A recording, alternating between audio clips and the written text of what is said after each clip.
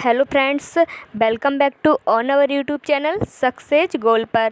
Friends, तो आज आपके लिए लेकर आए हैं सीटेट और एमपीटेट के लिए एक इम्पोर्टेंट वीडियो, घरों से संबंधित विशेषताएं। किस राज्य में, भारत के किस राज्य में किस प्रकार के घर बनाए जाते हैं और घरों को बनाने के लिए किस सामग्री का प्रयोग किया जाता है, और इससे आपके सीटेट एग्ज़ाम में और एमपीटेट एग्ज़ाम में पक्का क्वेश्चन पूछे जाते हैं। तो आज का वीडियो आपके लिए बहुत इंपॉर्टेंट होने वाला है, तो वीडियो को पूरा ज़रूर देखिएगा। और इससे पहले भी 2 वीडियो बना चुके हैं ईबीएस के, तो यदि आपने वीडियो नहीं देखे हैं तो आज की वीडियो के डिस्क्रिप्शन बॉक्स में आपको वीडियो के लिंक मिल जाएंगे, तो आप वीडियो देख लीजिए। तो आज के अपने इस वीडियो को शुरू करते हैं।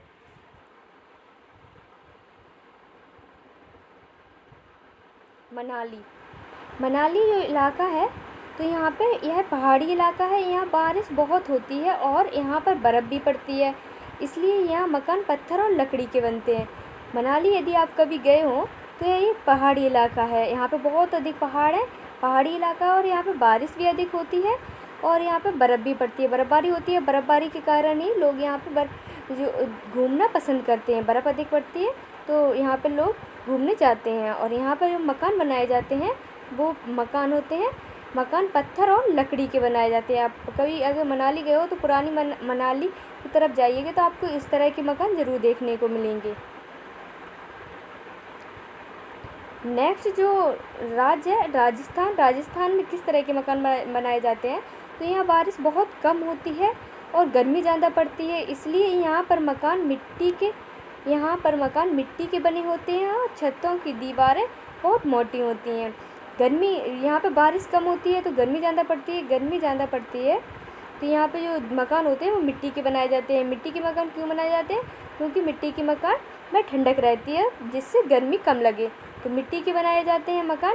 और इनकी जो घरों की दीवारें होती हैं मोटी होती हैं कि जो बाहर जो गर्मी होती है वो घरों के अंदर ना जा सके, इस वजह से इनकी दीवारें बहुत मोटी की जाती हैं। नेक्स्ट जो दिया गया है राजस्थान के घरों के बारे में ही दिया गया है, तो इनको मिट्टी से लीपकर पोतकर सुंदर बनाया जाता है। इनकी छतें कटीली झाड़ियों की बनाई जाती है। तो जहाँ पर भी मिट्टी के घर बनाए जाते हैं तो इनकी मिट्टी की दीवारें होती हैं इनको लीपकर पोतकर सुंदर बनाया जाता है, और इनकी छतें जो होती हैं वो कटीली झाड़ियों की बनी होती हैं। और यदि इस टाइप का क्वेश्चन भी काफ़ी बार पूछा जाता है कि जो कच्चे मकान होते हैं उनके फर्श को गोबर से क्यों लीपा जाता है। तो गोबर से क्यों लीपा जाता है, क्या कीड़ों से लगने से बचाने के लिए लीपा जाता है या सुंदर दिखने के लिए लीपा जाता है। तो सुंदर दिखने के लिए तो लीपा जाता है, परंतु इसका जो प्रमुख रीज़न है, मुख्य रीज़न के अंतर्गत आएगा, वो है फर्श को कीड़ों से बचाने के लिए। तो यहाँ पे यदि इस टाइप का क्वेश्चन पूछा जाए फर्श को गोबर से क्यों लीपा जाता है, तो फर्श में कीड़े ना लगे इससे फर्श को गोबर से लीपा जाता है। नेक्स्ट असम में किस तरह के घर बनाए जाते हैं, तो यहाँ बारिश बहुत अधिक होती है, इसलिए यहाँ पर घर ज़मीन से 10 से 12 फीट ऊपर बने होते हैं। ये घर मजबूत बांस से बनाए जाते हैं। ये घर अंदर से भी लकड़ी के बने होते हैं। असम पूर्वोत्तर राज्य के अंतर्गत आता है, पूर्वोत्तर राज्य में का ही एक राज्य है। तो यहाँ पे बारिश बहुत अधिक होती है, तो यहाँ पे जो घर बनाए जाते हैं वो 10 से 12 फीट ज़मीन से ऊपर और बांस के बने होते हैं। और यहाँ पे ये घर होते हैं अंदर से भी लकड़ी के बने होते हैं। ये घर होते हैं परंतु ज़मीन से 10-12 फीट ऊपर बांस के बने होते हैं। मजबूत बांसों के द्वारा घर बनाए जाते हैं। आप असम के यदि आप असम नहीं गए हैं तो आप मोबाइल में देखिए, मोबाइल में आप असम के घरों को देखिए, तो इस टाइप के घर आप देख लीजिए असम के घर किस तरह के बनाए जाते हैं। तो बांस जो होते हैं 10-12 फीट इस तरह से यहाँ से जो सीढ़ियाँ लगाई जाती हैं और बांस के द्वारा ही घर बनाए जाते हैं और अंदर भी लकड़ी के होते हैं। नेक्स्ट रेबो जो टेंट होते हैं कौन बनाते हैं और कहाँ पर बनते हैं, तो घुमंतू लोग होते हैं, जो घूमने वाले लोग होते हैं, ये अपने टेंट को रेबो कहते हैं। घुमंतू लोग कौन होते हैं, तो चांगपा जनजाति। ये घर चांगपा जनजातियों द्वारा याक के बालों से तथा याक की चमड़ी से बनते हैं। ये जो घर होते हैं रेबो, ये याक की चमड़ी से और बालों से बनते हैं। और याक की चमड़ी से क्यों बनाए जाते हैं, क्योंकि याक की चमड़ी जो होती है वो गर्म होती है, जिससे उन घरों के अंदर जो टेंट बनाए जाते हैं, टेंट के अंदर सर्दी से बचने के लिए बनाए जाते हैं, तो सर्दी ना पहुँचे, ठंडक ना पहुँचे, तो इस वजह से याक की चमड़ी से ये घर बनाए जाते हैं और किस जनजाति द्वारा बनाए जाते हैं? चांगपा जनजाति द्वारा ये रेबो बनाए जाते हैं, रेबो टेंट जो होता है। नेक्स्ट पर्वतारोही। तो पर्वतारोही अपने टेंट क्यों बनाते हैं? तो ठंड से बचाव के लिए बनाते हैं। ये भी इम्पोर्टेंट है आपके लिए कि पर्वतारोही टेंट क्यों बनाते हैं? तो ठंड से बचाव के लिए पर्वतारोही जब पर्वत पर चढ़ाई करते हैं तो पर्वतारोही घर टेंट बनाते हैं, टेंटों का निर्माण करते हैं, तो वो ठंड से बचाव के लिए करते हैं। नेक्स्ट मिट्टी के घर। तो मिट्टी के घर कहाँ कहाँ पे बने हैं? तो उत्तर प्रदेश में भी हैं, बिहार में भी हैं और राजस्थान में भी है। यहाँ पे मिट्टी के घर आपको देखने को मिलेंगे। उनकी जो छतें होती हैं तो किसकी होती है? भूसा, नीम और कीकर की लकड़ी की बनाई जाती हैं। कीकर की लकड़ी की क्यों बनाई जाती है? क्योंकि इसमें कीड़ा नहीं लगता और नीम की लकड़ी में भी कीड़ा नहीं लगता है, इसी वजह से नीम और कीकर की लकड़ी की छतें बनाई जाती हैं, जो भूसा की भी। उत्तर प्रदेश, बिहार और राजस्थान में इस टाइप के घर आपको देखने को मिलेंगे। और गर्मी भी अधिक पड़ती है राजस्थान में, बिहार में, यूपी में। राजस्थान में तो कुछ ज़्यादा ही गर्मी पड़ती है, तो यहाँ पर मिट्टी के घर बनाए जाते हैं। नेक्स्ट लद्दाख। लद्दाख में सबसे कम बारिश वाला क्षेत्र है, तो लद्दाख। भारत में सबसे कम बारिश कहाँ होती है? तो लद्दाख में होती है। ऐसा नहीं है कि राजस्थान गर्म है, यहाँ बारिश कम होती है, मतलब परंतु सबसे कम वर्षा की बात की जाए भारत में, वो लद्दाख में होती है। सबसे कम बारिश लद्दाख में होती है। और सबसे अधिक बारिश कहाँ होती है? तो मासिनराम में। नेक्स्ट पॉइंट, मोटी मोटी दीवार, लकड़ी की छत, फर्श और लकड़ी की छत। लकड़ी के फर्श होते हैं और लकड़ी की छतें होती हैं। लद्दाख में जो घर बनाए जाते हैं उनकी मोटी मोटी दीवारें होती हैं, मोटी मोटी दीवार और लकड़ी के फर्श होते हैं और लकड़ी की छत होती है। और लद्दाख में जो फसल होती है किसकी? लाल मिर्च, मक्का और सीताफल। नेक्स्ट पॉइंट, 2 मंजिल मकान, नीचे की मंजिल में कोई खिड़की नहीं होती।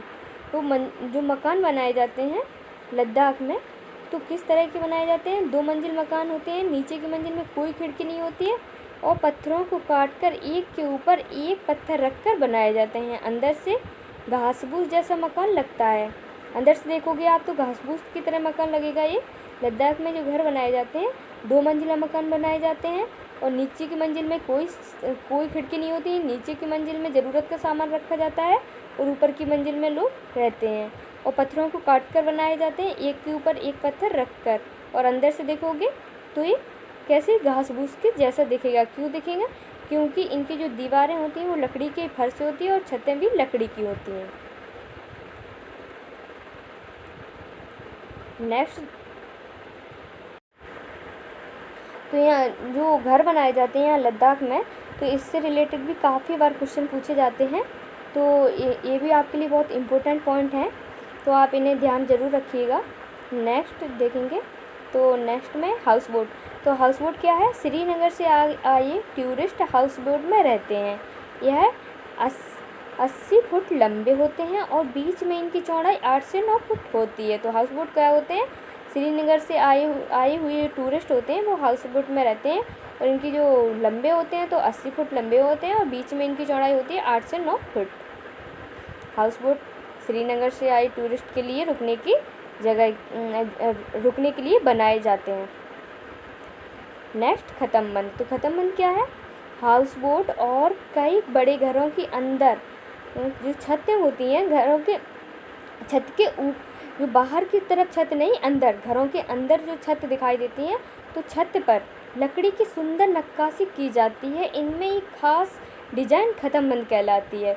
तो हाउस बोट और कई जो घर बनाए जाते हैं वहाँ पर लकड़ी के फर्श वाले और लकड़ी की जो छतें होती हैं, तो घरों के अंदर की जो छत होती है तो छतों के अंदर एक सुंदर नक्काशी की जाती है और तो इनमें से एक खास डिज़ाइन होती है, उसे खतमबंद कहते हैं। कुछ पजल टाइप की दिखने वाली ये डिज़ाइन होती है जिसे खतमबंद कहा जाता है। तो कश्मीर में जो छतें बनाई जाती हैं वो कैसी छतें होती हैं? ढलवा छत। ढलवा छत क्यों बनाई जाती है कश्मीर में? क्योंकि बर्फ़बारी ज़्यादा होती है, तो समतल छत बनाई देंगे वहाँ पे, तो वहाँ पे बर्फ़ उसमें छत पर जमा हो जाएगी। इस वजह से यहाँ पे ढलवा छतें बनाई जाती हैं कि बर्फ़ का जमाव ना हो और बर्फ़ नीचे गिरती रहे हमेशा। डब क्या है? तो यहाँ के पुराने घरों की खासियत है कि यहाँ पर जालीदार खिड़कियाँ, जो जालीदार खिड़कियाँ होती हैं यह बाहर की ओर उभरी हुई होती हैं। जो जालीदार खिड़कियाँ होती हैं वो बाहर की ओर उभरी हुई बनाई जाती हैं कुछ, तो इन्हें डफ कहते हैं। जो बाहर की ओर उभरी हुई खिड़कियाँ होती हैं यहाँ के घरों में, पुराने घरों में देखने को मिलेंगी, तो इन्हें डफ कहते हैं। जो खिड़कियाँ, जो जालीदार खिड़कियाँ होती हैं वो उभरी हुई खिड़कियों को डफ कहते हैं। तो डफ शब्द काफ़ी फेमस शब्द है एग्ज़ाम की दृष्टि से, तो ये भी पॉइंट बहुत इंपॉर्टेंट है कि डफ क्या है। वैसे तो समझ में नहीं आएगा, डफ एक पक्षी डफ इंग्लिश में किसी पक्षी को कहते हैं, वो पाक होता है कोई पक्षी, उसे इंग्लिश में डफ कहते हैं। परंतु यहाँ पे देखा जाए तो ईवीएस की भाषा में कि डफ किसे कहते हैं, तो यहाँ के जो पुराने घरों की खासियत है कि यहाँ पर जालीदार खिड़कियाँ होती हैं और बाहर की ओर उभरी हुई होती हैं ये खिड़कियाँ, तो उन्हें डफ कहते हैं। नेक्स्ट पॉइंट है असम। तो असम अत्यधिक वर्षा वाला क्षेत्र है, तो यहाँ पे क्या है, बांस के पुल। जहाँ पे अधिक वर्षा होती है तो वहाँ पे पुल बनाने के लिए मतलब कि बांस ज़्यादा होता है। असम में, पूर्वोत्तर राज्य में बांस की बहुत अधिक होता है, तो यहाँ पे जब कहीं बाहर जाना होता है तो नदी को पार करने के लिए किसी जहाँ पे कीचड़ जमा होता है तो ये पुल बनाते हैं, तो ये बांस के द्वारा पुल बना लेते हैं। अत्यधिक वर्षा होती है तो वर्षा का पानी भरा मिलेगा आपको बहुत जगह, तो यहाँ पे वर्षा के पानी, जो पानी जमा हो जाता है तो उसको पानी से निकलने के लिए बांस का पुल बना लिया जाता है असम राज्य में। देखो यहाँ पे ये बांस का पुल बनाया गया है। ये असम के बच्चे हैं जो स्कूल जा रहे हैं, कुछ एनसीईआरटी की बुक से ली गई इमेज है। तो बांस के पुल से एक हाथ में उनकी किताब है और एक हाथ से वो पुल के ऊपर जो बांस लगा है बांस को पकड़ते जा रहे हैं और पुल को पार कर रहे हैं। नेक्स्ट केरल में बल्लम। तो बल्लम क्या है, केरल में लकड़ी की बनी हुई छोटी नाव। तो केरल में जो बल्लम होती है, तो बल्लम क्या है, लकड़ी से बनी हुई छोटी नाव होती है। यह है केरल के बच्चे जो स्कूल जा रहे हैं, तो ये लकड़ी की बनी हुई नाव है जिसमें से उतरकर ये बच्चे स्कूल जा रहे हैं। तो बल्लम केरल से संबंधित है, तो लकड़ी की बनी छोटी नाव। नेक्स्ट राजस्थान। तो राजस्थान में क्या चलता है, तो राजस्थान में ऊँट को रेगिस्तान का जहाज़ भी कहा जाता है। तो ऊँट गाड़ी चलती है यहाँ पे, ऊँट बहुत अधिक हैं, तो अत्यधिक गर्म प्रदेश है। तो ऊँट जो जानवर है वो गर्म प्रदेश में रह सकता है। वो अपने कुबड़ में 15 दिन के लिए पानी जमा कर लेता है, और लेकिन ऐसा कोई पशु नहीं है जो 15 दिन तक पानी ना पिए और जीवित रहें। परंतु ऊँट को 15 दिन तक पानी की ज़रूरत नहीं होती, क्योंकि वो एक बार पानी पी लेता है और अपने कुबड़ में जमा कर लेता है, जिससे उसे पानी की उसके शरीर को आवश्यकता नहीं पड़ती। वो वहीं से करता रहता है, अपने शरीर को पानी पहुंचाता रहता है। तो राजस्थान में क्या चलता है, ऊँट गाड़ी चलती है। राजस्थान के देखो यहाँ पे कुछ बच्चे हैं जो स्कूल जा रहे हैं, ये ऊँट गाड़ी पे बैठे हैं। तो यहाँ हम रेगिस्तान में रहते हैं, हमारे यहाँ दूर दूर तक रेत ही रेत नज़र आती है, दिन में तो रेत खूब तपती है, हम ऊँट गाड़ी में बैठकर स्कूल पहुँचते हैं। तो ऊँट गाड़ी कहाँ के लिए है, तो राजस्थान राज्य में क्या चलता है, ऊँट गाड़ी। Next point Gujarat. तो गुजरात में क्या चलता है, जुगाड़। ये आगे से मोटरसाइकिल और पीछे से लकड़ी से की बनी गाड़ी होती है। जुगाड़ क्या होती है, आगे से मोटरसाइकिल लगी होती है, मोटरसाइकिल में पीछे कुछ ट्रॉली टाइप की लगा ली जाती है जो लकड़ी की बनी होती है, तो उसे जुगाड़ कहते हैं। ये रही जुगाड़, ये आगे से मोटरसाइकिल है और पीछे लकड़ी की फट्टों से बनी हुई कुछ जो फट्टे होते हैं, कुछ वो लकड़ी को चीर के बनाए जाते हैं, उनसे बनी हुई जो यहाँ पे ट्रॉली टाइप की बना दी गई है, इसे जुगाड़ कहते हैं। ये गुजरात में चलती है। नेक्स्ट उत्तर की पहाड़ियाँ। तो उत्तर में क्या होता है, बहुत अधिक बर्फ़बारी होती है, मीलों फैले बर्फ़बारी पर चलकर। तो उत्तर की पहाड़ियों में आपको बर्फ़बारी मिलेंगी, तो स्कूल जाने के लिए बच्चों को प्रॉब्लम होती है, बहुत अधिक समस्या होती है। तो ये इन्हें क्या बर्फ़ को पार करके जाना पड़ता है। मीलों फैले बर्फ़ बहुत अधिक फैली होती है, तो इन्हें बर्फ़ को पार करके जाना पड़ता है। नेक्स्ट उत्तरांचल में क्या है, ऊबड़ खाबड़ पथरीले रास्ते हैं। तो ऊबड़ खाबड़ पथरीले रास्तों को पार करके यहाँ के बच्चों को भी जब स्कूल जाना पड़ता है तो कठिनाई का सामना करना पड़ता है। ऊबड़ खाबड़ वाले रास्तों को पार करके ये अपने स्कूल पहुँचते हैं।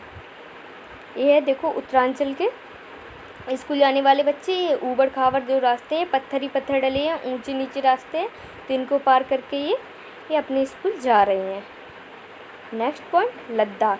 लद्दाख में क्या, ट्रॉली चलती है। तो नदी पार करने के लिए बनाई जाती है सबसे कम वर्षा वाला क्षेत्र। सबसे कम वर्षा वाला क्षेत्र पहले ही बता चुके हैं ये पॉइंट। तो सबसे कम वर्षा वाला क्षेत्र कौन सा है, तो लद्दाख। नदी को पार करने के लिए यहाँ पर ट्रॉली बनाई जाती है। ये है ट्रॉली। ये जो रस्सी होती है, लोहे की रस्सी होती है, मजबूत रस्सी होती है, और ये लकड़ी की बनी हुई ट्रॉली होती है, जिस पर बैठकर नदी को पार करते हैं। यहाँ के लोग जो होते हैं नदी को पार करते हैं। देखो यहाँ पे बच्चे दिखाई दे रहे हैं कुछ, जो अपने स्कूल जा रहे हैं, तो वो यहाँ पे नदी पार करने के लिए ट्रॉली में बैठ रहे हैं। तो लद्दाख में क्या चलती है, ट्रॉली। नांगगुम्फन क्या है, तो ऐसे डिजाइन, रंगोली, कढ़ाई और दीवारों को सजाने के लिए सौराष्ट्र, गुजरात और दक्षिण भारत में प्रयोग किए जाते हैं। तो ये एक रंगोली होती है जो कहाँ पे प्रयोग की जाती है, सौराष्ट्र, गुजरात और दक्षिण भारत में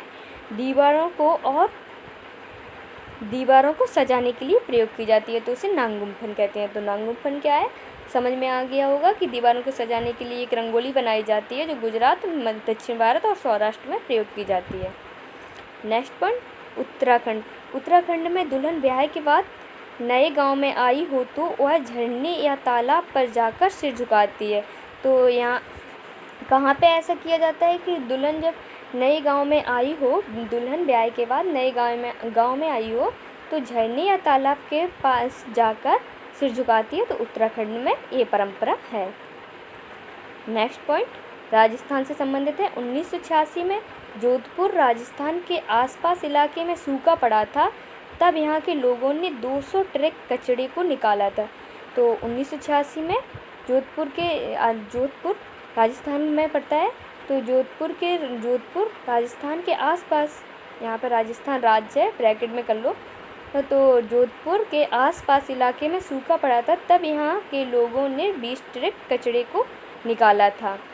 20 ट्रक ये कब किया था, 1986 में।